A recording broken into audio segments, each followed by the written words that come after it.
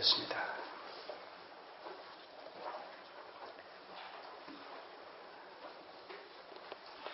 우리의 일상사가 하나님의 크신 경륜 속에서 섭리적으로 경영되어지는 것을 봅니다. 더더욱 성도의 삶은 하나님의 구속의 경륜 속에 그 중심을 이루며 하나님께서 하늘에서 이루신 것 같이 이 땅에 그 뜻을 펼쳐나가실 때에 주인공들로 등장하여 맡은 바 현실적인 일들을 수행하는 것을 통해서 하나님의 크신 경륜이 이루어지는 것을 봅니다. 우리로 하여금 룻기서를 통해서 다시 한번 살아계신 하나님, 역사의 주관자가 되시는 하나님, 우리를 도구 삼아 하나님의 뜻을 이루어 가시는 섭리자가 되시는 하나님을 생생하게 목격하며 만나는 은혜 시간이 되게 하여 주시옵소서. 예수님의 이름으로 기도드립니다. 아멘. 기업 물을 자, 고엘이라고 얘기합니다. 기업 물을 자라는 제목으로 오늘 3장 전체를 같이 살펴보도록 하겠습니다.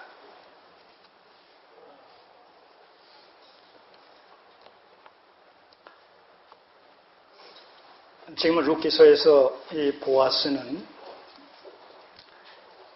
엘리멜렉의 가문의 기업을 물을 자로 그 정체성이 드러나고 있습니다.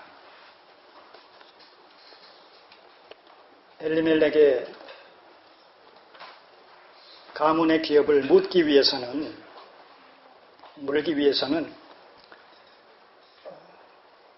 엘리멜렉 가정의 미망인과 결혼을 해야 됩니다. 그럼 누구와 결혼하게 되겠어요? 나오미와 결혼을 하는 것이 아니라 이제 룻과 결혼을 하게 되겠죠.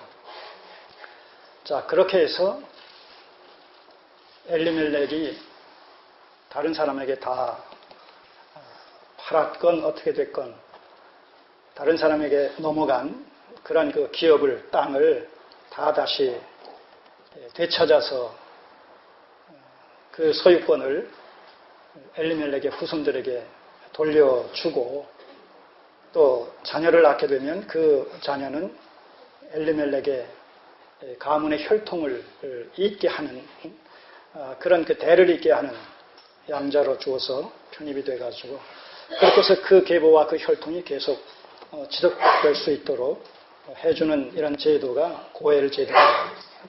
고엘 제도. 그리고 그것이 다른 말로 풀이에서는 기업 무르는 제도, 이렇게도 표현을 합니다. 그러다 보면 이 고엘 제도나 기업 무르는 이 제도는 크게 두 가지로 그 성격이 구분되는 것을 보게 됩니다. 하나는 뭐예요?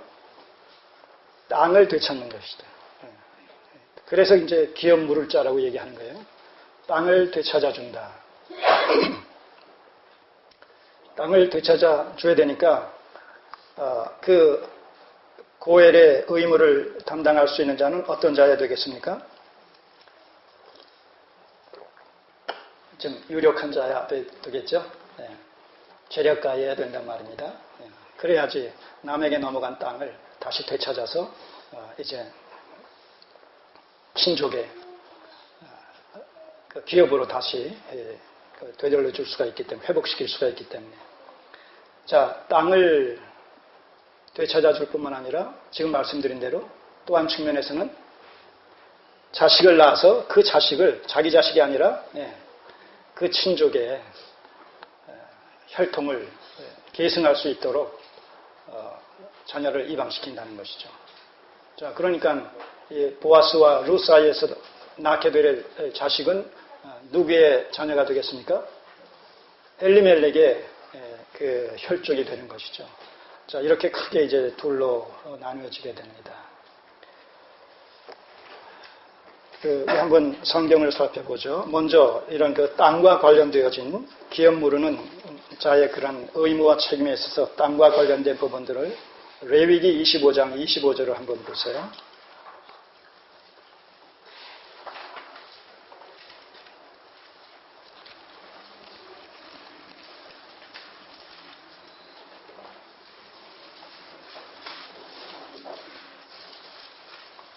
레위기 25장 25절을 보시면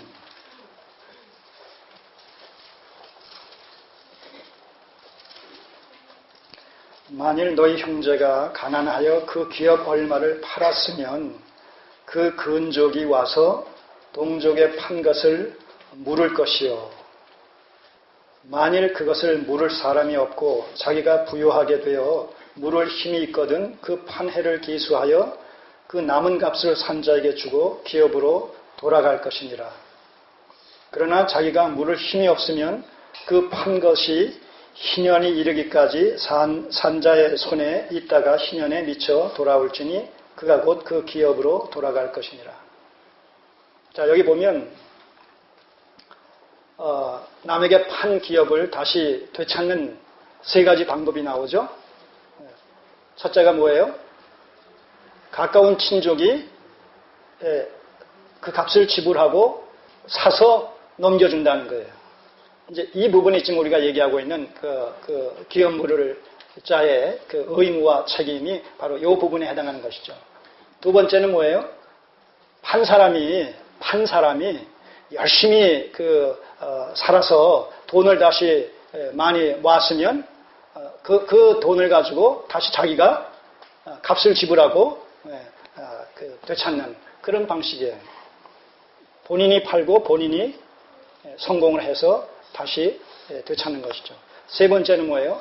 이를 첫 번째 경우도 불가능하고 두 번째 경우도 불가능하게 되면 하나님께서는 희년제도라는 제도를 주셔서 7 안식년이 지난 그 다음 해, 그러니까 77이 49, 그 다음 해 50년째 되는 해를 희년이라고 이렇게 희년제도를 주셔가지고 규례 속에 그 50년째 되는 그 해에는 남에게 판 땅을 되돌려받고 남에게 진 빚도 탕감을 받고 남에게 종살이 하던 것도 자유함을 얻게 되는,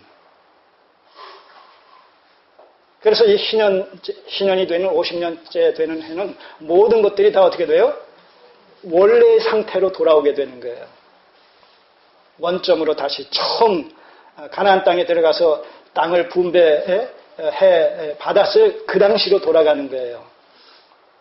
그러면 왜 이런 하나님께서 고엘 제도, 희년 제도 또는 7년마다 오는 면제년, 안식년 제도를 주셨냐라고 했을 때 사람이 그렇게 땅을 분배받았지만 시간이 흐르면서 생활을 하다 보면 어떤 일들이 일어납니까? 여러분들 10년, 20년 전에 아주 부자였던 사람이 10년, 20년이 지나고 나서는 그때 상황과 비교했을 때 아주 가난하게, 비난하게 이렇게 또 살 수밖에 없는 어떤 현실에 처한 이런 사람들도 있을 거예요. 또 반대로 된 사람도 있을 테고 결국 뭡니까? 경제적인 어떤 상황에 변수가 생긴다는 것이죠. 그것이 긍정적이건 부정적이건 간에. 자, 그게 만약 부정적인 그런 관점에서, 부정적인 측면에서 어떤 변수가 생겼다. 그렇게 되면 분배받았던 땅을 다 남에게 팔아버린 이런 경우도 극단적으로 있을 수 있단 말입니다.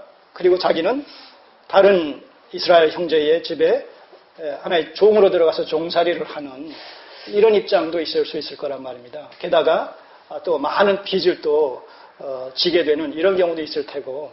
자, 그러면 그런 상황이 되어졌다라고 했을 때 무슨 문제가 야기되는가 하면, 지금 하나님께서 이스라엘 백성들을 애굽에서 구원해 주시고 해방시켜 주셔서 가나안 땅으로 인도하셔서 땅을 분배해 주심으로 말미암아 자생력을 갖게 하시고 자활의 능력을 갖게 하신 그 배경 속에는 출애굽 사건을 통해서 받은 구원을 가나안 땅에서의 자활의 삶을 통해서 실질로 누리게 하시기 위한 그런 의도가 거기 관여되어 있단 말입니다. 출애굽 사건을 통해서 구원받았지만 그 이후에 그들의 삶이 계속해서 광야에서의 삶을 산다. 아니면 가나안 땅에 들어가서 땅을 분배받았음에도 불구하고 가나안 족속들에 의해서 전쟁에 의해서 침략을 받아서 패망을 해가지고 다 저들의 노예가 되어졌다라고 한다라면 출애굽 사건을 통해서 받은 구원의 실질을 누리는 삶과 관련했을 때 저들은 구원받았다 할지라도 구원받은 것이 아닌 것이 되어버린단 말이죠. 그런 의미에서 이런 제도, 면제는 제도, 희년 제도, 또 이런 기업 모르는 제도, 이런 것을 규례로 주신 이유는 이런 것을 통해서 본래의 분배받은 땅을 다시 회수받을 수 있는 원점으로 돌아가서 다시 분배받을 수 있게 하심으로 말미암아 뭐예요? 출애굽 사건을 통해서 받은 구원의 실질을 계속해서 누릴 수 있게 하시기 위한 구원의 영원성과 구원의 영속성이라는 그런 관점에서 이런 제도를 주신 것이란 말입니다. 자, 오늘 우리도 마찬가지예요. 그리스도의 구속으로 말미암아 우리가 죄로부터 구원함을 받았어요. 자, 죄로부터 구원함을 받았으면 이제 구원을 누려야 되지 않겠습니까? 근데 그 구원을 누리는 삶이라는 것은 어떤 성격을 띠겠어요? 어떤 성격을 통해서, 어떤 상황을 통해서 구원을 누리는 삶을 만끽할 수 있을까요? 죄와 상관 있는 삶이겠습니까? 죄와 상관 없는 삶이겠습니까? 죄와 상관 없는 삶이죠. 결국 천국의 삶이라는 얘기는 죄와 무관한 삶, 하나님과만 유관된 삶, 하나님을 기쁘시게 해드리며 영화롭게 해드리는 삶이 구원의 실질을 누리며 만끽하는 삶이란 말입니다. 그러나 오늘 우리는 구원받았음에도 불구하고 하나님의 나라에, 정말 온전히 하나님의 나라에 지금 우리가 들어간 것이 아니라 아직도 이 세상이라는 이 현실 속에 살고 있기 때문에 불가피하게 어떤 이중적인 그런 그 구조 속에서 고통을 극복할 수가 없단 말입니다. 그런 의미에서 이 땅에 사는 동안에는 온전한 100%의 구원의 실질을 소유해서 누릴 수는 없을지라도 우리는 구원받은 사실로 말미암아 하나님과 원수되어진 죄악된 옛사람의 삶을 끊임없이 거부하고 하나님의 선하시고 기뻐하시고 온전하신 뜻을 쫓는 그의 나라와 그의 의를 추구하는 삶을 부단히 추구해 나아가는 것을 통해서 구원의 실질을 우리가 만끽하는, 그 실질을 누린다라는 그런 의미가 성립이 된다는 것이지요.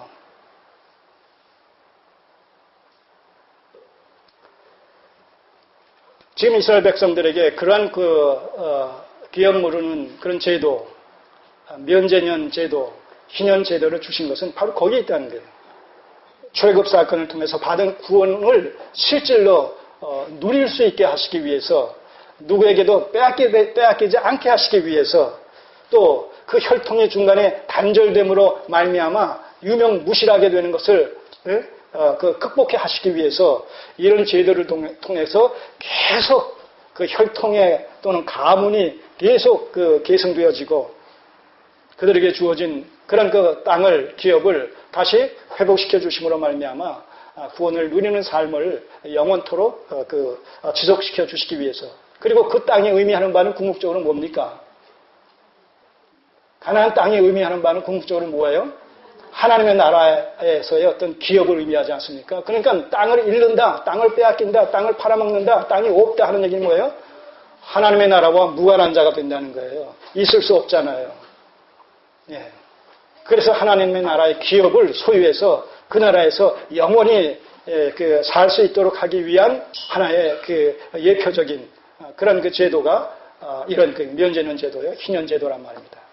그래서 그런 것을 규례화시켜서 남에게로 영원히 넘어가지 못하도록 길어도 50년 동안 남에게 갔다가 50년째 되는 때에는 원래의 소유 원주인에게로 다시 돌아가게 하심으로 말미암아서 구원의 실제를 계속 누리게 해주셨다는 것이죠. 오늘 우리는 그리스도 안에서, 그리스도의 구속 안에서 50년이 유효기간이 아니라 40년이 유효기간이 아니라 7, 80년이 유효기간이 아니라 뭐예요? 그분이 한번 죽어주심으로 우리를 구속해 주심으로 우리의 고엘되신 의무를 담당해 주심으로 말미암아 우리로 하여금 영원토록 그 기업을 소유해서 누릴 수 있도록 해주셨단 말입니다. 엄청난 그 사건 아니겠습니까? 늘 말씀드리지만 얼마만큼 우리에게 하나님께서 베풀어 주신 이 구원의 실질을, 하나님의 나라의 실질을 우리가 여기에서부터 긴장과 갈등이 공존하는 이 세상이지만 이 세상 속에서도 얼마만큼 우리가 풍성하게 소유해서 누릴 수 있느냐, 사실 이것이 신앙의 관건이 되는 것이죠.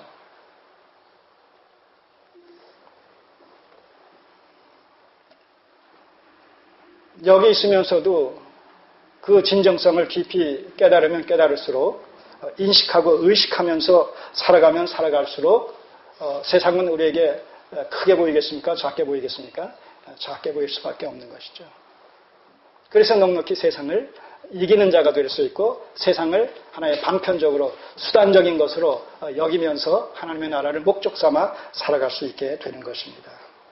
자, 이런 것들이 지금 이 구약의 이런 고엘 제도, 기업 모르는 제도 속에서 면제년과 희년이라는 이런 제도 속에서 규례 속에 담겨진 본래적인 의미란 말입니다.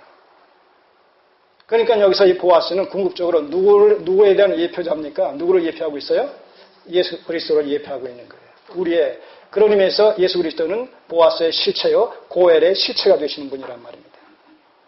우리를 죄로부터 구속하시고 마귀의 자녀로부터 우리를 사주셔서 하나님의 자녀를 삼아주시고 하나님의 나라의 기업을 이을 상속자로, 후사로 삼아주셨단 말입니다. 누구로 말미암아? 예수 그리스도로 말미암아. 예수 그리스도의 무엇으로 말미암아? 그분께서 고엘의 의무를 온전히 자원해서 담당해 주심으로 말미암아서 십자가에 자신의 몸을 내어 주시기까지 대속의 죽음을 통해서 우리를 온전히 구속해 주셔서 진정한 고엘의 실체가 되어 주셨다는 것이죠.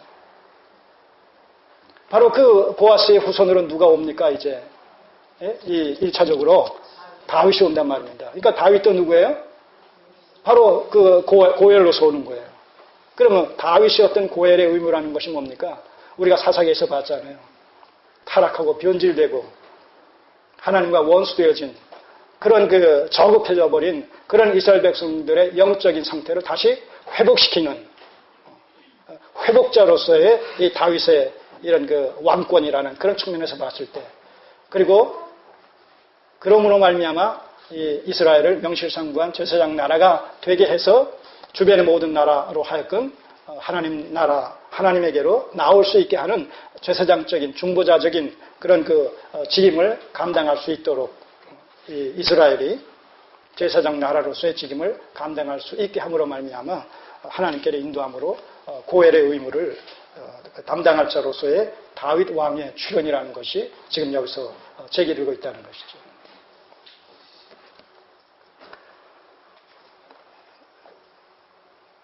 그래서 이 고엘의 자격은 근족이어야 된다는 거예요. 근족. 가까운 친척. 오늘 이제 본문에서도 나옵니다. 친척이 여럿이면 그 중에서도 가장 가까운 친척부터 우선순위가 그렇게 정해지는 거예요. 근데 이 기업 무르는 이 고엘 제도는 사실은 자율적인 거예요. 강요되지 않았어요. 그러니까 원치 않으면 자기가 포기하는 거예요. 왜 포기할 수 있는 일들이 일어나겠습니까? 자기중심적인 관점에서 생각하게 되면 이런 고엘이 되겠다는 얘기는 뭐예요? 경제적으로, 물질적으로 이익이 되겠어요? 손해가 되는 부분이 많겠어요? 당장은 어떤 손해가 되는 부분이 많단 말입니다. 왜요? 결혼하기 싫은 사람하고 결혼을 해야 되는 경우도 있을 수 있고, 해야만 된다라면, 또, 자식을 낳아도 자기 자식임에도 불구하고, 그것이, 자기 친척의 그런 혈통을 잇는 그런 자녀로, 입양시켜야 되는 그런 입장이 되는 것이고, 또 빚진 것이 있으면, 그걸 뭐예요? 자기 돈을 줘가지고 그 빚을, 탕감시켜야 되는, 그러니까 자기 어떤 마이너스 요인이 발생하게 되는 이런 일들이 있기 때문에 그런 본래적인 이런 고엘 제도의 의미를 구속사적인 관점으로 바르게 인식하고 깨닫지 못한 자들은 기꺼이 수락하겠어요? 거부하겠어요? 거절한단 말입니다. 그래서 먼저 가까운 이 친족이 있는데 그 친족이 바로 그렇게 자기가 포기를 했기 때문에 보아스가 이제 차서요. 그 다음 순서에 있는 입장이었기 때문에 보아스가 그럼 내가 하겠다 이렇게 이제 감당을 하게 된 것이죠. 자, 그래서 그것은 자율적으로 감당을 하게 돼 있어요. 아까 말씀드린 대로 능력이 있어야 돼요. 그렇기 때문에 아무나 친척이라고 해서 친척이라고 해가지고 되는 일이 아니라는 것이죠. 자, 이런 내용들을 우리가 염두에 두시고 오늘 본문을 살펴보도록 하겠습니다. 왜 오늘 이 3장을 얘기하면서 기업 물을 자 고엘 제도라는 이런 제목을 붙였냐라고 했을 때 2장 그 38절을 보시면 2장 그 20절을 보시면 우선 12절부터 먼저 보시면 여호와께서 네 행한 일을 보응하시기를 원하며 이스라엘의 하나님 여호와께서 그 날개 아래 보호를 받으러 온 네게 온전한 상 주시기를 원하노라. 이것이 이제 처음 보아스와 룻이 만났을 때 그 룻에 대한 평판을 익히 들어서 알고 있는 상황에서 이 보아스가 관심 있는 이런 그 자기 그 심정을 표명하고 있는 그런 내용의 얘기란 말입니다. 이런 걸 보게 되면 룻에 대해서 아주 지극한 관심과 애정을 갖고 있고 룻의 앞으로의 삶에 있어서 상당히 자기가 도움이 됐으면 하는 그런 바람이 그 소원이 있는 것을 우리가 여기서 발견하게 되지 않습니까? 그리고 그 이후에 그 보아스가 룻에게 여러 가지 배려해주는 이런 그 내용들을 갖다가 이제 집에 와서 나오미에게 시모에게 룻이 얘기를 하지 않습니까? 자, 그랬을 때 그 얘기를 다 듣고 나서 나오미가 어떤 심중에 정리되어진 그런 생각을 갖게 되는 것이죠. 그 내용이 뭐예요? 20절 보시면 나오미가 자부에게 이르되 여호와의 복이 그에게 있기를 원하노라. 보아스에게 있기를 원하노라. 그가 생존한 자와 사망한 자에게 은혜를 베풀기를 그치지 아니하도다. 생존한 자와 사망한 자. 생존한 자는 누구예요? 지금 룻과 나오미를 얘기하는 것이고 사망한 자는 뭐예요? 엘리멜렉의 그 가문을 좀 이을 수 있는 그런 기업 물을 자로서의 그런 기미가 지금 충분히 보여지고 있다는 것이죠. 가능성에 대해서. 그래서 생존한 자와 사망한 자에게 은혜를 베풀기를 그치지 아니하도다. 이런 자기 나름대로 어떤 확신을 가지고 이렇게 이제 얘기를 듣고 나서 그렇게 지금 표현하는 것이죠. 나오미가 또 그에게 룻에게 이르되 그 사람은 보아스는 우리의 근주이니 우리 기업을 물을 자 중 하나이니라. 자, 이렇게 거의 마음에서 확증을 하는 것이죠. 이 보아스가 우리의 기업을 엘리멜렉의 기업을 물어주겠구나. 하나님께서 이 일을 지금 선하게 인도하시는구나. 이런 것을 그 상황을 통해서 하나님의 섭리의 손길을 이제 직감하는 것이죠. 우리도 읽으면서 그것을 간파해야 못해요? 하잖아요. 그러니까 나오미도 같은 하나님을 섬기는 자로서 또 깊은 어떤 영적인 이런 그 경지에 들어가 있는 자로서 그 일련에 되어지는 상황을 통해서 하나님의 선하신 그 보이지 않는 섭리의 손길이 지금 자신과 룻에게 지금 그 역사하시면서 보아스와의 이런 그 만남을 주선해 주시는 주권적인 이런 섭리적 만남을 주관해 주시는 이런 상황을 그가 지금 놓칠 리가 없죠. 그래서 내심 그렇게 이제 그런 생각을 갖게 되는 거예요. 21절에 모압 여인 룻이 가로되 그가 내게 또 이르기를 내 추수를 마치기까지 너는 내 소년들에게 가까이 있으라 하더이다. 자, 이런 얘기를 이제 듣게 됐을 때 나오면은 더더욱 보아스가 룻과 우리의 삶을 책임져 주겠다라는 그런 그 암시를 받는 것이죠. 그런 그 얘기 속에서. 자, 그러니까 어떻게 얘기를 해요? 나오미가 자부 룻에게 22절에 이르되 내 딸아 너는 그 소녀들과 함께 나가고 다른 밭에서 사람을 만나지 아니하는 것이 좋으니라. 보아스의 도움을 결정적으로 받을 수 있는 그런 확률이 지금 많다라는 사실을 그가 고엘의 이런 의무를 담당해 줄 것이라는 확신이 서게 되자 이제 불필요하게 다른 사람과 인간관계를 맺을 필요가 있어요, 없어요? 없단 말입니다. 한 우물을 파자. 감이 왔다는 것이죠. 감을 잡았다는 것이죠. 하나님의 뜻이 지금 보아스를 통해서 자신들에게 엘리멜렉 가정을 갖다가 지금 이끌어 가시려고 하시는 그런 하나님의 섭리의 손길을 여기서 분별을 하는 것이죠. 그래서 23절에 그렇게 얘기합니다. 이제 룻이 보아스의 소녀들에게 가까이서 보리 추수와 밀 추수를 마치기까지와 이삭을 주우며 그 시모와 함께 거하니라. 그 말을 듣고 이제 룻은 또 순종을 합니다. 자, 이런 배경 속에서 이제 3장을 살펴보시자는 거예요. 3장은 크게 한 세 단락으로 이렇게 나눌 수가 있겠습니다. 첫 단락이 1절에서 5절까지의 내용입니다. 오늘 읽은 본문의 말씀인데, 나오미가 룻에게 그 고엘의 그런 의무를 보아스로 하여금 담당케 하기 위해서 룻 입장에서 해야 될 일이 무엇인가라는 그 계획을 알려주는 내용입니다. 어떻게 보면 이것이 불순한 어떤 그 동기인 것 같이 부적절한 그런 관계를 의도적으로 맺게 하려는 그런 그 분위기가 조성되어지는 것 같지만 실은 그런 것이 아니라는 것이죠.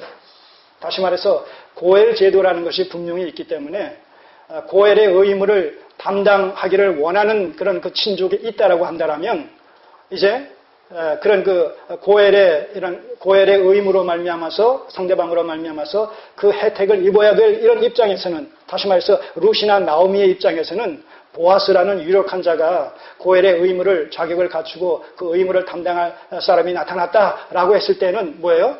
적극적으로 고엘의 의무를 간청을 해서 그 일이 성사될 수 있도록 요청할 수 있고 제안할 수 있는 그런 그 권리가 있다는 겁니다. 그렇기 때문에 여기서 이제 진행되어지는 일련의 이런 어떤 그 계획을 구체화시키는 이런 일련의 과정이라는 것은 이건 아주 적법한 것이고 아주 정당한 것이라는 것이죠.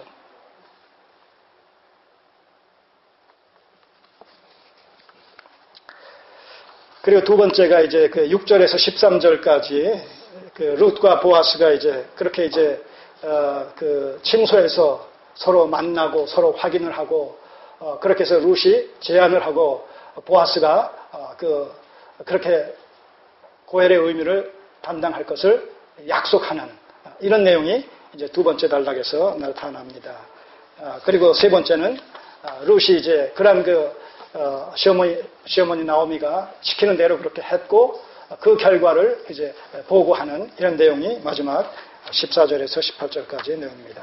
자, 우리가 간략하게 개괄적으로 한번 살펴보도록 하겠습니다. 첫째, 1절에서 5절까지 고엘의 의무와 관련해서 나오미가 룻에게 계획을 알려주는 그런 그 장면이 여기서 펼쳐집니다.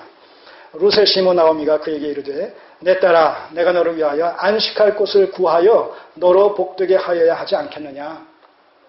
자, 이 룻이 보아스를 만나서 둘이 대화한 또 보아스가 룻에게 선처를 베풀어준 배려를 해준 이런 내용들을 다 들었을 때에 이 나오미는 보아스야말로 이제 자신들을 구원해줄 이런 그 고엘로서의 적임자다라는 사실을 이제 확신했을 때에 어디까지 전망을 합니까?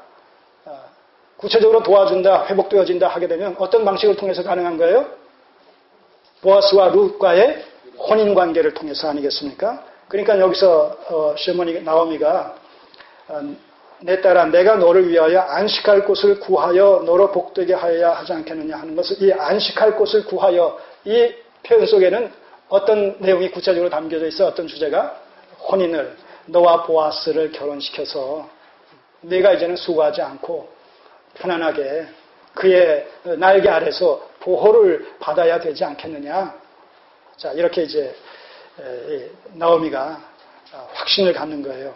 그래서 네가 함께하던 그 시녀들, 우리 추수밭에서 그 보아스의 시녀들을 둔 보아스는 우리의 친족이 아니냐.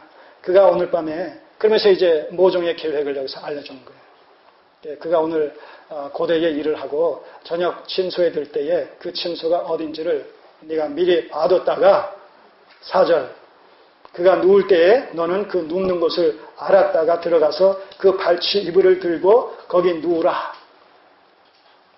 여러분 이런 것을 우리가 비약시켜서 무슨 어떤 성적인 관계를 맺도록 그렇게 유도하고 유혹하는 것으로 생각하면 안 된단 말입니다.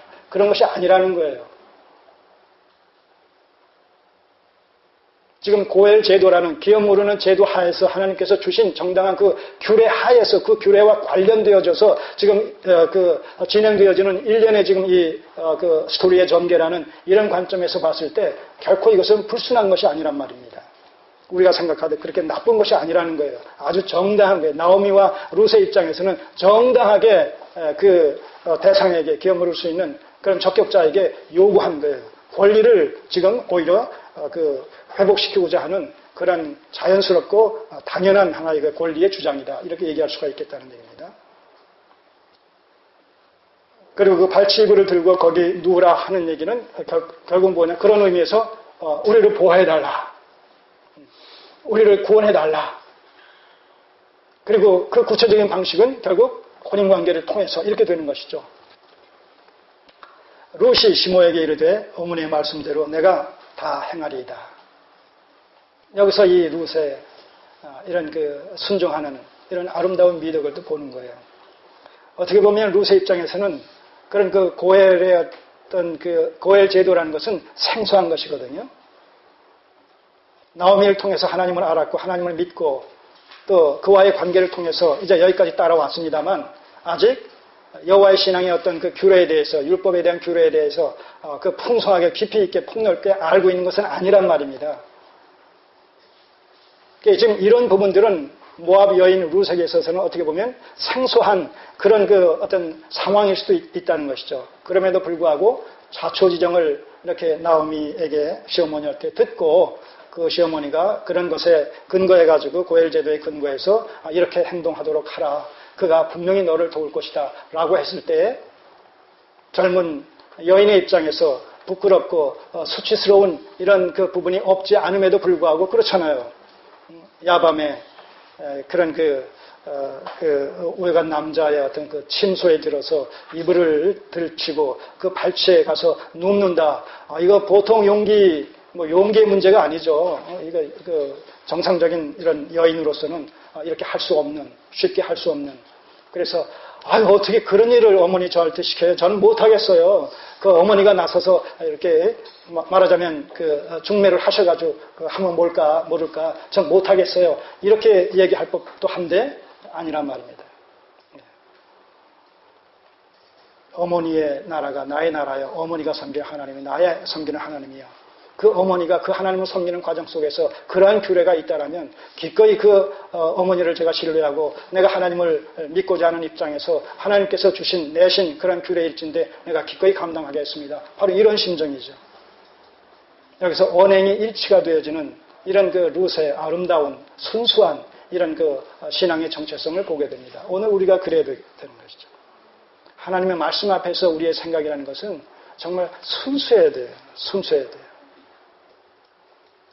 하나님께서 이렇게 말씀하셨다라고 했을 때 그것을 100% 그대로 받아들이는 이런 순수함이 우리에게 필요한 것이죠. 자, 그 다음에 이 두 번째 단락을 한번 보시겠어요?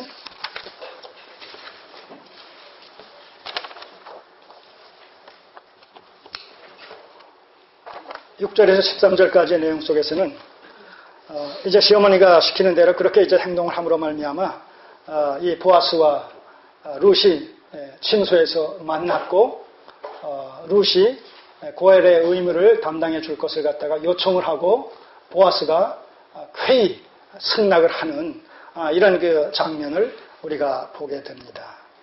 자, 6절 이하를 보시면 그가 타작마당으로 내려가서 시모의 명대로 다 하니라. 보아스가 먹고 마시고 마음이 즐거워서 가서 노젓가리 곁에 눕는지라. 룻이 가만히 가서 그 발치 이불을 들고 거기 누웠더라. 밤중에 그 사람이 놀라 몸을 돌이켜본 즉 한 여인이 자기 발치에 누웠는지라. 얼마나 놀랐겠어요? 한번 그 상황을 갖다가 이렇게 그려보세요. 얼마나 그냥 화들짝 놀라가지고 누구냐 네가 그냥 하면서 얼마나 놀란 심정으로 외쳤겠어요. 보니 한 여인이 자기 발치에 누웠는지라. 가로되 네가 누구뇨? 그냥 여기서 네가 누구뇨 이렇게 읽으면 안 돼. 너 누구냐? 이렇게 얘기했죠. 그때 이 룻이 그렇게 조신하게 대답을 합니다. 당신의 시녀 룻이오니 당신의 옷자락으로 시녀를 덮으소서.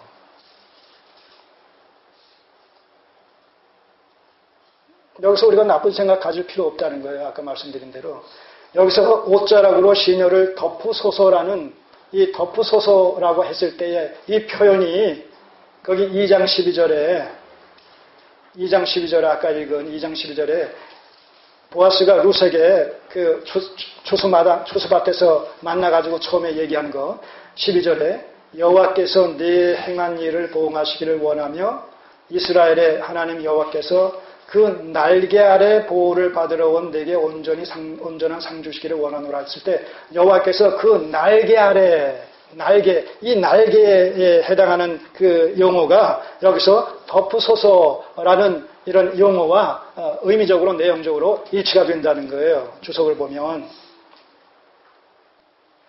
그러니까 여기서 지금 룻이 이 9절에서 이렇게 나는 당신의 시녀요인이 당신의 옷자락으로 시녀를 덮으소서라고 한 것은 아까 밭에서 보아스 당신께서 나에 대해서 이스라엘의 하나님 여호와께서 그 날개 아래 보호를 받으러 온 내게 온전한 상 주시기를 원하노라 그렇게 말씀하시지 않았습니까? 그러니까 그 여호와의 날개로 나를 덮을 수 있도록 당신이 바로 그 역할을 해 주옵소서 그렇게 얘기하는 것과 다를 바 없다는 거예요. 그러니까 아주 순수하게 지금 이 스토리가 전개되는 겁니다. 그리고 결국 날개 아래 보호를 받기 위해서는 뭐예요? 궁극적으로는 무슨 관계? 혼인 관계를 통해서. 그러니까 여기서 이것은 또 다른 의미에서 우회적인 프로포즈가 되는 것이죠. 고엘 제도라는 규례의 근거에서 지금 룻이 감히 그러나 감이라는 것은 나오미의 그런 그 영적인 분별력의 근거에서 그 얘기를 듣고 자기도 신앙적인 어떤 결단을 내리는 가운데서 말하기 힘든 일을 갖다가 믿음의 확신을 가지고 지금 보아스에게 요청을 하는 것이죠. 당신의 옷자락으로 시녀를 덮으소서. 나를 여호와의 날개 아래 보호해 주시기를 당신이 간구했는데 그 간구가 현실화되어질 수 있도록 나를 거두어 주옵소서. 이런 얘기는 다름없어요.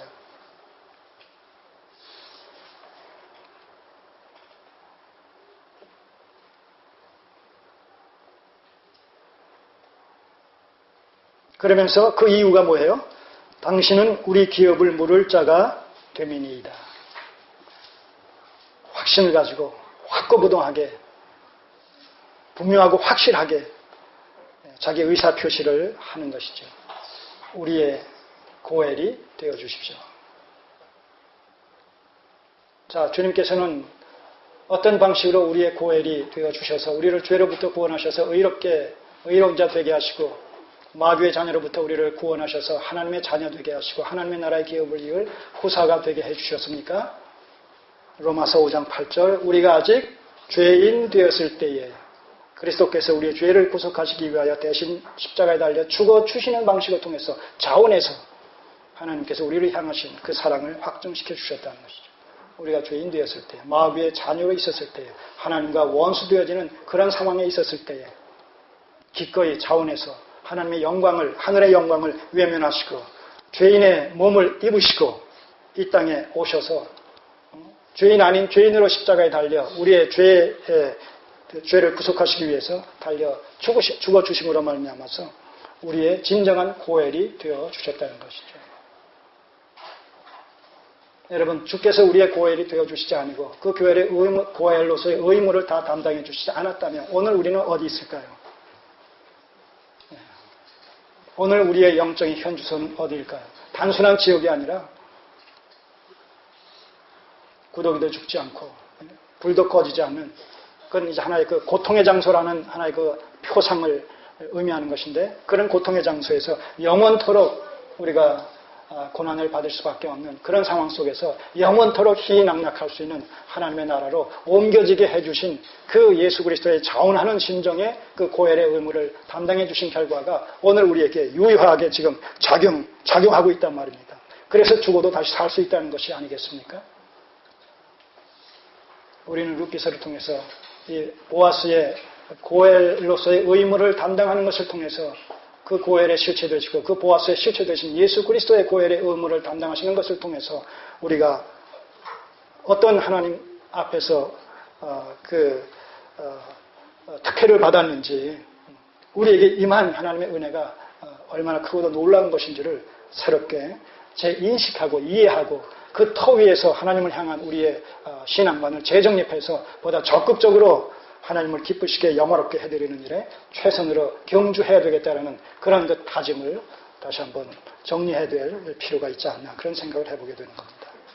자, 이랬을 때 10절에 가로되 내 딸아 여호와께서 내게 복 주시기를 원하노라. 네가 빈부를 물러나고 연소한 자를 쫓지 아니하였으니 너의 베푼 인애가 처음보다 나중이 더하도다.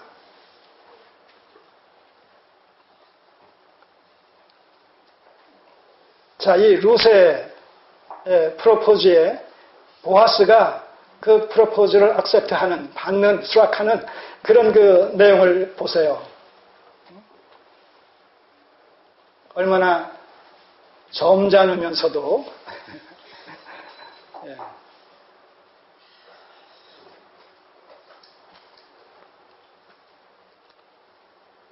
품위 있게 그 프로포즈를 또 받는지 받아들이는지. 내 딸아 여호와께서 내게 복 주시기를 원하노라. 자, 프로포즈를 우리의 고엘이 되어 달라는 그 제안을 받아들이겠다는 거예요? 안 받아들이겠다는 거예요? 받아들이겠다는 거예요. 여호와께서 내게 복 주시기를 원하노라. 그러면서 보다 구체적으로 얘기합니다. 네가 빈부를 물론하고 연소한 자를 쫓지 아니하였으니. 지금 보아스는 나이가 많은 사람이에요. 룻은 젊은 여인 아닙니까? 그러니까 만약 재혼을 한다고 했을 때 의당 일반적인 관례에 의한다면 어떤 대상을 재혼의 상대로 삼겠어요? 늙은 사람이 젊은 사람이. 인지상정이라는 입장에서 한번 얘기해 봅시다. 일반론적으로 예외적인 어떤 경우와 케이스를 얘기하지 말고, 예. 그걸 지금 생각하는 거예요. 보아스 입장에서는 내가 이렇게 나이가 많은데 네가 이왕이면 기업 물을 자를 찾는다고 했을 때 더 나이가 빈부를 막론하고 더 나이가 젊은 사람을 당연히 택해야 되는 것이 그것이 일반적인 경우일진데 너는 연소한 자를 쫓지 아니하였다는 거예요. 오히려 보아스가 룻의 프로포즈에 지금 감격해가지고 얘기하는 거예요. 생각지도 못했던 어떤 이런 것을 지금 제안을 받으니까 연소한 자를 쫓지 아니하였으니 너의 베푼 인애가 지금 룻이 지금 헌신적인 이런 사랑과 관심과 애정을 지금 베풀고 있는 것인데 그것을 얘기하면서 처음보다 나중에 더하도다. 룻이 지금 그 헌신적인 사랑을 베푸는 것이 처음보다 나중에 더하다라고 했을 때 처음은 뭐와 관련된 거예요? 엘리멜렉 가정과 관련해서 그 집안의 남자들이 다 죽었어요. 그럼 이제 이 여인들만 남았어요. 그렇다면 나오미가 시어머니가 얘기한 대로 1장에서 얘기한 대로 너희 그 행복을 찾아서 당연히 가라. 너희 아직 젊지 않느냐. 앞이 창창하지 않느냐. 나를 쫓는다는 것은 스스로 너희들의 남은 생애를 스스로 포기하는 것이다. 그러니 다 각자 너희 길로 가라고 얘기했잖아요. 그럴 때 나오미는 자신의 어떤 그 유익을 포기하고 기꺼이 이제 그 유명한 신앙 고백을 통해서 어머니가 가시는 곳에 어머니가 죽으시는 곳에 나도 가고 나도 거기서 죽겠다. 어머니의 백성이 나의 백성, 어머니가 성령 하나님이 나의 하나님이 되실진데 동고동락하겠습니다. 그게 뭐예요? 이게 처음 인애. 그게 처음 인애에 해당 내용이 그거란 말입니다.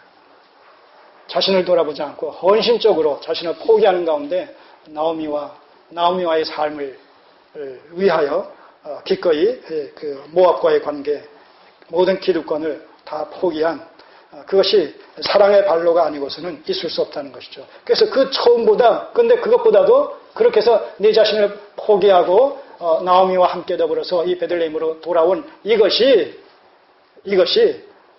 지금 네가 나와 결혼하겠다 라는 심정을 가지고 나에게 베풀어 주는 그런 어떤 헌신적인 이런 사랑의 이런 메시지나 행동이 그 처음 것과 비교했을 때 오히려 후자가 네가 나한테 지금 관심을 가져주고 제안하는 이것이 더 큰 것이다 말이지. 더 큰 헌신이요, 더 큰 자기 부인이요. 나는 감격하지 않을 수가 없고 감동하지 않을 수가 없다. 그러니 어찌 내가 너의 제안을 갖다 거절할 수가 있으리요? 이 얘기입니다. 그래서 그 다음에 뭐라고 얘기합니까? 11절에 내 딸아 두려워 말라. 내가 네 말대로 네게 다 행하리라.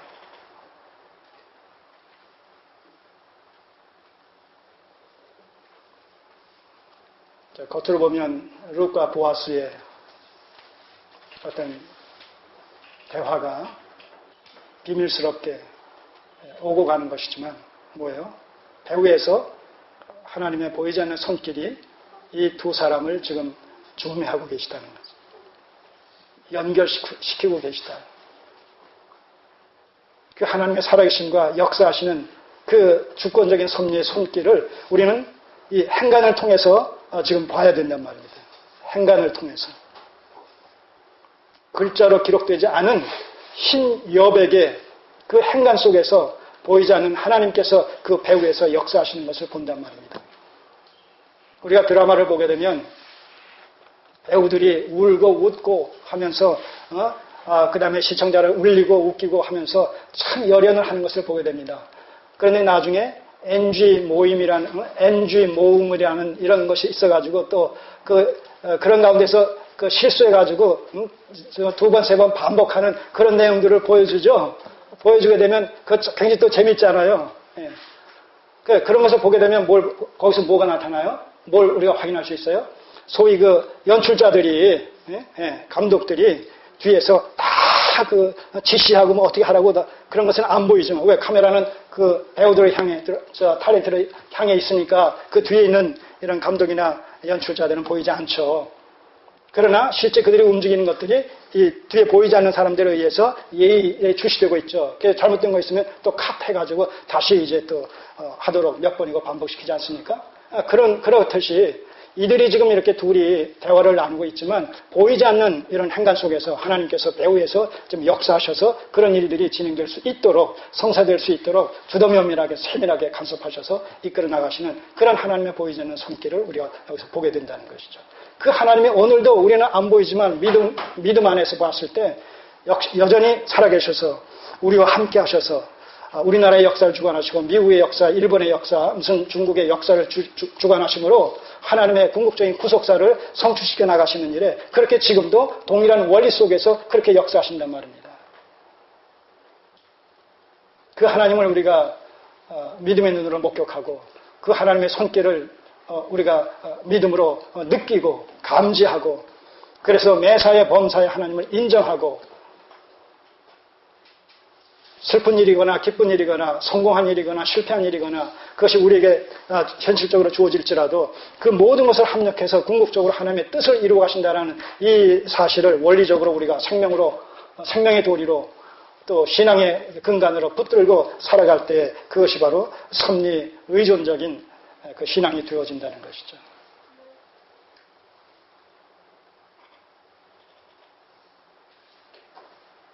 자, 1장만 해도 어땠어요? 1장만 해도 이런 기쁨, 이런 환희, 이런 그 즐거움, 이런 소망을 기대할 수 있었어요? 없었어요? 없었단 말입니다.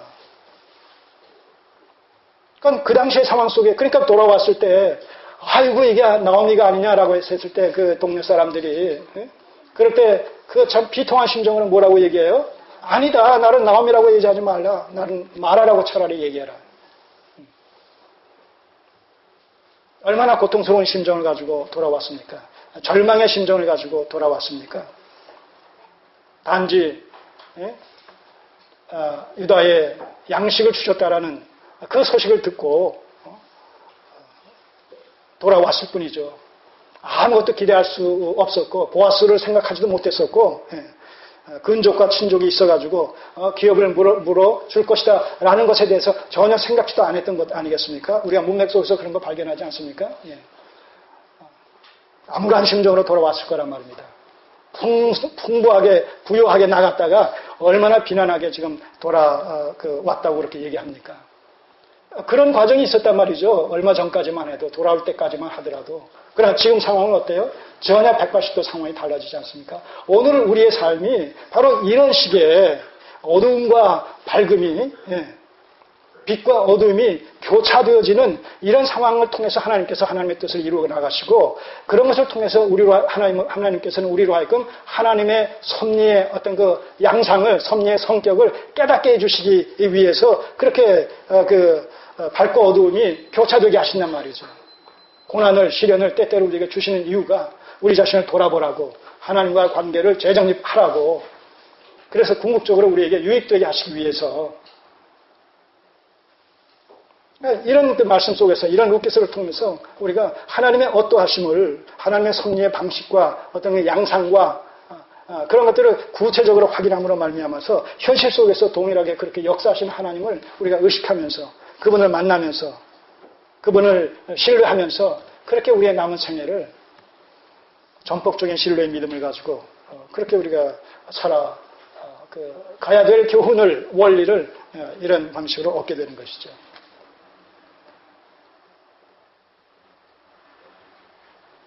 하나님 만나고 계셔요? 루키스를 통해서? 예? 여러분 보이십니까? 느껴지십니까? 그래야 된다는 거예요.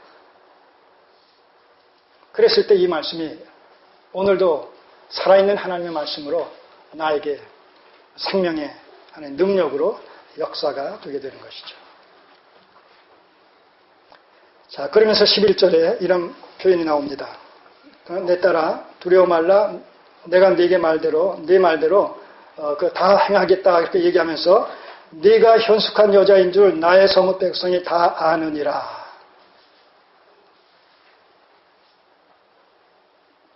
이 말의 의미를 우리가 잘 묵상할 필요가 있어요. 지금 보아스는 이 베들레헴에서 유력한 자입니다. 유력한 자예요.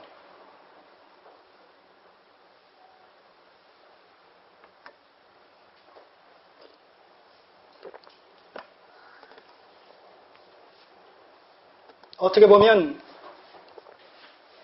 이 룻은 유대 민족과는 상관이 없는 어떤 이방 여인이란 말입니다. 이스라엘 백성들 입장에서는 극단적으로 얘기하면 이방인들을 개처럼 취급하는 이런 어떤 그 풍조도 있었던 그런 상황입니다. 자, 그런데 이 모압 여인이 과부가 와가지고 유다의 그 유력한 이런 그 재력가인 권세가인 그리고 나이도 많은 이런 사람과 결혼을 한다라고 했을 때는 일반적으로 사람들은 어떤 평판이 돌겠어요? 긍정적으로요? 아니면 부정적으로? 부정적으로. 돈을 보고 저 젊은 여인이 뭐가 아쉬워서 노인과 결혼을 하려고 그러나 저거는 오직 돈을 보고 저러는 것이지. 자, 이렇게 부정적으로 생각할 수 있는 그런 요인이 많단 말입니다. 그래서 지금 이 얘기를 하는 거예요. 그런데 참으로 다행스럽게도 네가 현숙한 여자인 줄 나의 성읍과 백성이 다 아느니라. 여기서 현숙한 여인이라는 이 현숙이라는 표현은 보아스를 2장 1절에서 얘기할 때 뭐라고 소개합니까? 나오미의 남편 엘리멜렉의 친족 중 유력한 자가 있으니 여기서 유력한 자라고 그러잖아요. 근데 현숙하다라는 이 말의 원어적인 의미 속에 능력 있는 강한 적극적인 아주 유능한 이런 의미가 있어요. 그런 의미에서 여기서 보아스가 이 룻을 얘기하면서 현숙한 여인으로 소문이 났다라고 하는 것은 현숙한 여인 룻과 유력한 그 재력가 보아스와의 결혼에 아무런 하자가 없다는 거예요. 예, 그런 의미가 여기 담겨 있다는 것이죠.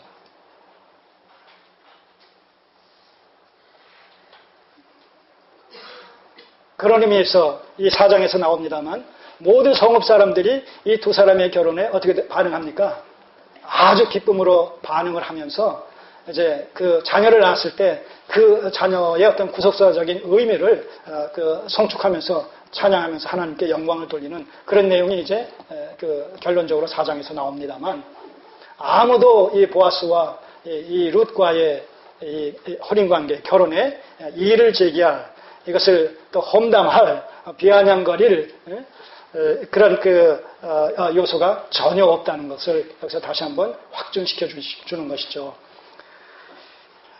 현숙한 여자인 줄 나의 성읍 백성이 다 아느니라. 참으로 나는 네 기업을 물을 자나. 자, 그런데 문제가 하나 있다. 그게 뭐냐면 분명히 그 친족 중에 하나이지만 그러나 나보다 서열이 더 앞서 있는 그런 그 가까운 친족이 하나 있다는 거예요. 나보다 더 가까운 친족이 있으니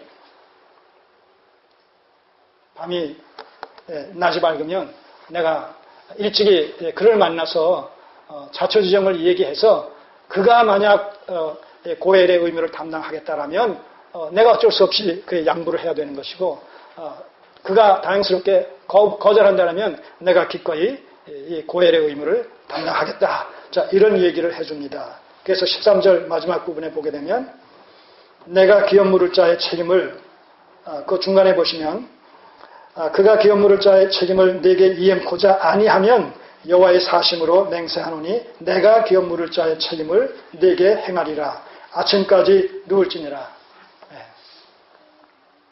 이렇게 이제 다짐을 받고 또 약속을 받고 자 지금 이런 상황 속에서 룻이 얼마나 참 기뻐했을까요?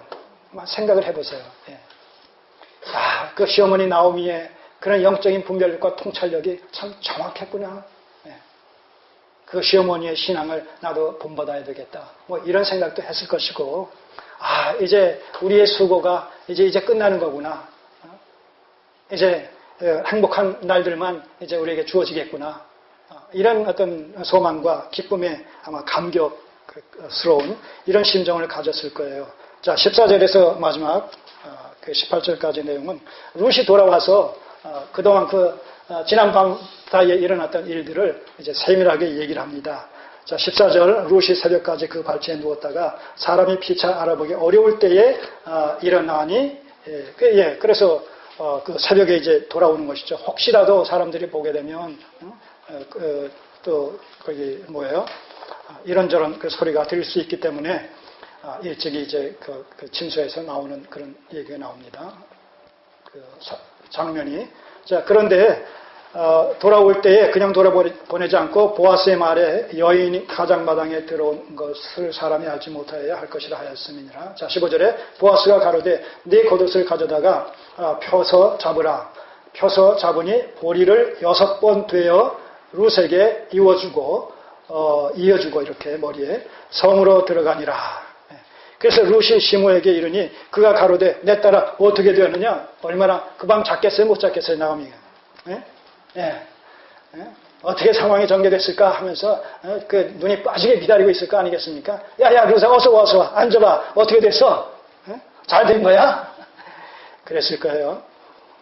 룻이 시므에게 이르니 그가 가로되 내 딸아 어떻게 되었느냐? 룻이 그 사람의 자기에게 행한 것을 다 고하고 가로되 그가 내게 이 보리를 6번 되어주며 이르기를 빈손으로 내 시므에게 가지 말라 하더이다. 자, 이것이 아주 중요한 여기서 하나의 포인트가 또 돼요. 보아스의 심정을 이 보리를 6번 되어서 줬다라는 이것 속에 이 행위 속에 이 사건 속에 담겨진 상징적인 의미를 지금 룻은 몰랐지만 룻이 그렇게 보아스가 이 보리를 6번 되어서 그 주도이다라고 얘기하고 있는 그 얘기 속에서 지금 나오미는 보아스의 마음을 읽는 거예요. 그게 뭐냐면 이게 상징적인 그 표현이라는 것이죠. 어떤 상징이냐라고 했을 때, 자, 그 이스라엘에게는 또 어떤 규례가 있다고 얘기했어요. 아까 이 고엘 제도와 관련해서 7년마다 안식년이 오면서 동시에 7년은 미은제년이라고 그랬어요. 여기서 이 안식년과 미은제년은 해마다 7년마다 옵니다. 왜 미은제년이라고 했느냐라고 했을 때 아까 말씀드린 대로 이 미은제년에는 빚을 탕감받고 종살이로부터 해방됩니다. 그리고 희년 때는 그 둘과 더불어서 이제 땅을 원주인에게로 돌려주는 땅의 회복이라는 이 부분까지 합쳐지는 것이 희년제도도. 그러니까 희년제도가 제일 기쁜 날이 되는 것이죠. 근데 사실 이스라엘 역사 속에서 이 미언제년과 희년제도가 단 한 번이라도 지켜진 적이 없었단 말입니다. 이게 인간의 죄로 말미암은 욕심이란 말입니다. 결국은 율법은 인간이 지킬 수가 없는 거예요, 결국은. 그래서 그리스도가 결국 오시게 되는 거예요. 그 스토리라는 것이. 반전의 역사를 통해가지고. 자, 그러니까 6번 되어졌다. 6번 되어졌다. 그리고 이르기를 빈손으로 내 시모에게 가지 말라. 이렇게 얘기했더니. 그러니까 어떻게 보면 단순한 인사치레로서 뭘 이렇게 선물을 주고 그냥 가서 그렇게 얘기해라, 말씀드려라. 그런 것으로 생각할지 모르겠지만, 룻은 그렇게 생각했을지 모르지만, 이 사건을 이해하고 해석하는 나오미의 심정은 달랐다는 것이죠. 나오미는 결국 뭘 생각했어요? 7년 안식년과 면제년을 생각한 거예요. 그러니까 6번 되어줬다라고 했을 때 7번째가 뭐예요? 6번째라는 것은 말하자면 6년이라는 기간은 종살이하는 사람이나 또 빚을 진 자에게 빚을 진 자 입장에 있는 사람들에게 또 땅을 남에게 다 팔아버린 사람들에게 그 면제년이 오기까지 그 6년이라는 기간은 얼마나 고통스러운 그 기간이겠습니까? 그렇지 않습니까? 힘든, 어려운 그런 그 기간일 수밖에 없어요. 그런데도 그것을 감당하는 것은 왜 감당하겠어요? 7년째가 되면 이제 면제가 되어지니까 50년째가 되면 땅까지 다시 되찾을 수가 있으니까 그 희망과 그 소망 가운데서 그 6년을 그리고 또 그 다음에 또 6년을 또 면제년이 또 그냥 아무것도 이루어지지 않았으면 또 그 다음 7년째를 또 생각할 테니까 그렇게 해서 나중에는 50년째가 되어지기를 희년이 되어지기를 그렇게 고대하면서 지났지만 이스라엘의 역사 속에서는 한 번도 그런 일들이 이루어지지 않았다는 거예요. 자, 그런 맥락 속에서 이제 이것을 보는 것이죠. 그러니 6번 되어졌다는 얘기는 뭐예요? 7년째는 이제 안식년이 되어지고 면제년이 되어지니까 6년 동안에 저들이 지금 고달프고 고통스러운 시련의 이런 삶이라는 것이 7년째가 되면 어떻게 돼요? 다 끝나게 될 테니까 여러분들이 네가 룻과 나오미 당신네들이 지금까지 이 베들레헴을 떠나서 모압에서 살면서 남편 잃고 자식 잃고 재산 잃고 다 이제 거러지가 돼가지고 이렇게 돌아와서의 삶이 얼마나 좀 힘드냐. 그런데 이제 내가 너의 기업을 물을 자로서 고엘의 의무를 담당을 할 테니까 그렇게 되면 어떻게 돼요? 이제 7년째에는 모든 것이 다 원상복귀가 되어지는 것과 마찬가지로 이제 조만간 너의 모든 고난은 시련은 끝날 것이다. 그러니 소망 가운데 이제 그 나를 기다리라. 그런 의미가 여기 담겨 있단 말입니다. 나오면은 이제 그것을 통찰한 것이죠. 6번 보리를 되어줬다. 이제 가서 빈손으로 내 시모에게 가지 말아라 하는 이런 이야기를 룻은 들은 대로 했을 뿐이지만 나오미는 그것을 자기 나름대로의 그 유대 종교적 관점에서 해석을 한 것이죠. 규례를 가지고. 자, 그래서 뭐라고 얘기합니까? 반응이 뭐예요? 18절에 이해. 이런 얘기를 듣고 나서 시모가 가로되 내 딸아 이 사건이 어떻게 되는 것을 알기까지 가만히 앉아 있으라. 이제 나오미는 이 룻의 얘기를 듣고 보리 6번 돼준 이런 사건을 들으면서 또 그가 이제 그 약속을 지키겠다고 하는 이런 얘기를 다 들으면서 이제 됐다. 지인 인사 우리가 할 일은 다 끝났으니까 이제 뭐예요? 대청명만 남았다. 이제 대청명만 남았다. 얼마나 참 정말 흥분된 감정을 억제하면서 이 쾌제를 불렀을까요?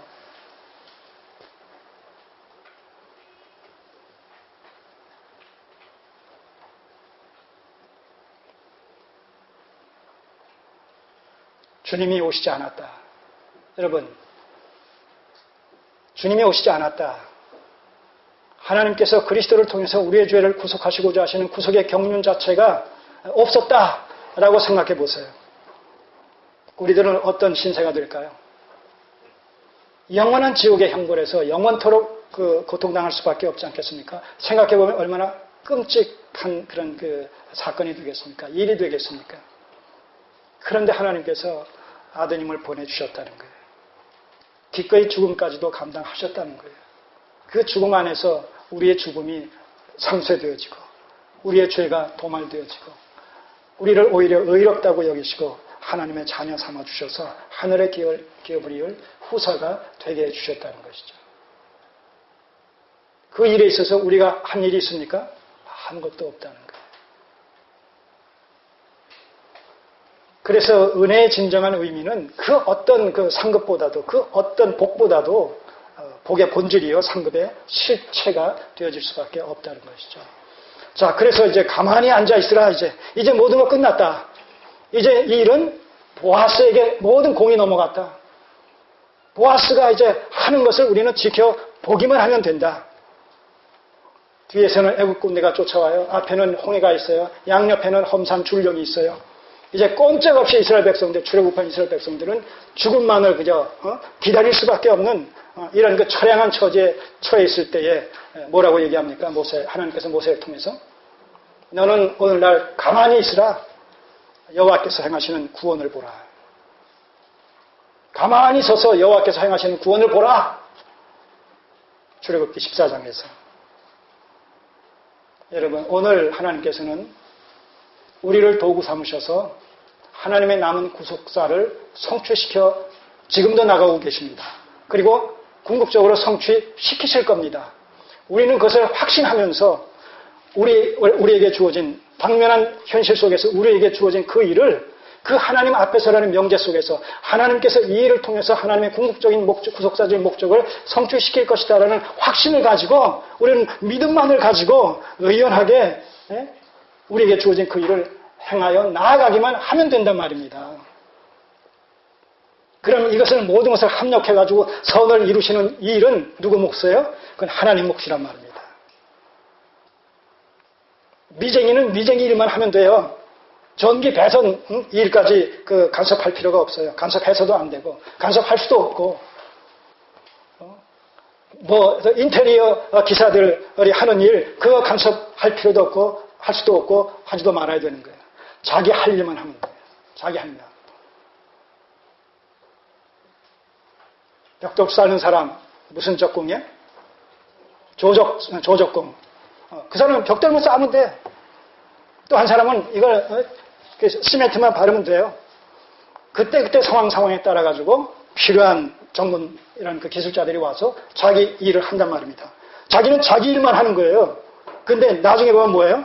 거기에 반듯한 건물이 또 아주 아름다운 전원주택이 그렇게 나타난단 말입니다.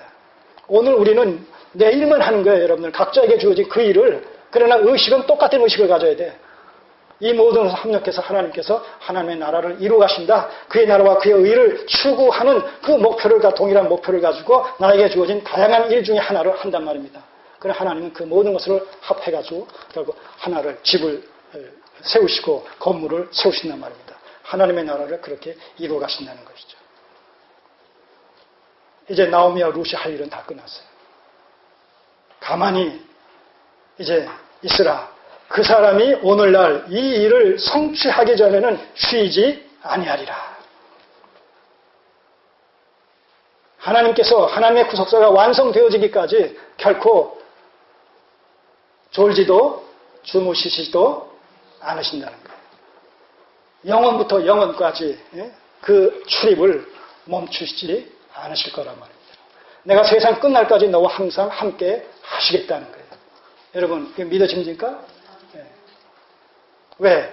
아직 하나님의 구속사가 완성되지 않았기 때문에 지금도 하나님은 하나님의 남은 구속사를 성취시키기 위해서 이 세상 역사를 방편삼아 우리를 도구삼아 하나님의 구속사를 집행시켜 나가고 현재 진행형으로 계시다는 것이죠.